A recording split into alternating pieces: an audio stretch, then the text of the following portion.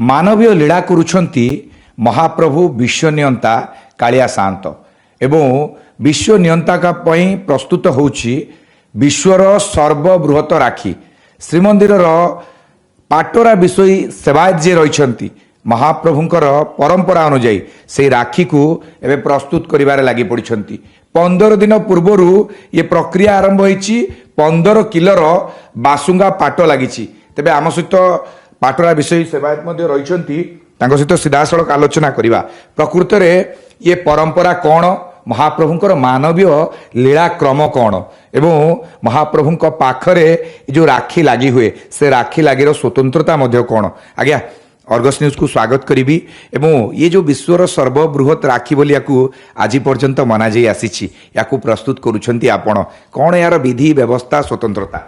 जय जगन्नाथ मु संतोष कुमार पात्र पाटरा विषय महाप्रभु को यही राखी चिता लगी अमावास्या परठारु आम ये राखी प्रस्तुत आरंभ करथाउ। यह संपूर्ण बासुंगा पाट सूता गुआरे प्रस्तुत करा जाय थाए। बासुंगा पाट को आम प्रथम 4टी कलर विभक्त करी नाली हलदिया नील सबुज 4टी कलर आम प्रस्तुत करथाउ। यह सहित मध्य 4टी गुआमाल 4टी कलर आम प्रस्तुत करथाउ। गोटे गुआमाल 54टी गुआ दे आम यह प्रस्तुत करथाउ। आ मध्य राखी बांधिणी फिता मध्य 4टी आम प्रस्तुत करथाउ। मानवीय लीला क्रम राखी तो आम बुझिलु किंतु जो गुआमाल कहीं लगी था महाप्रभुंकर स्वतंत्र परंपरा अनुसार यही प्रस्तुति करा जाउछि।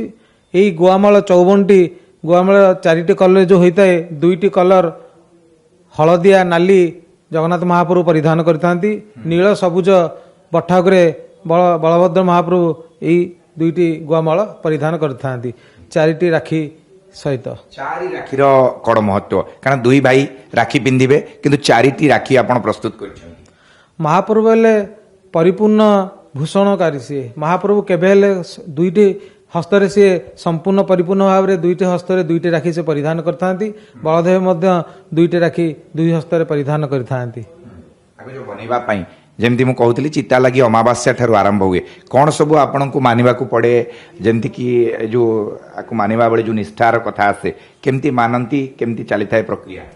आमे या 15 दिन अभिषा अन्न पालन करी महाप्रभुंकर अति निष्ठापर सहित यह समर्पित मनोभाव रे माँ सुभद्रा को आराधना करी माँ कार्य माँ ई राखी सुभद्रा भौणी 2 भाई को पिंधेबे राखी यहाँ आमको बहुत खुशी सहित आम यह आनंदित सहित यह प्रस्तुत कार्य आरंभ करिथाउ।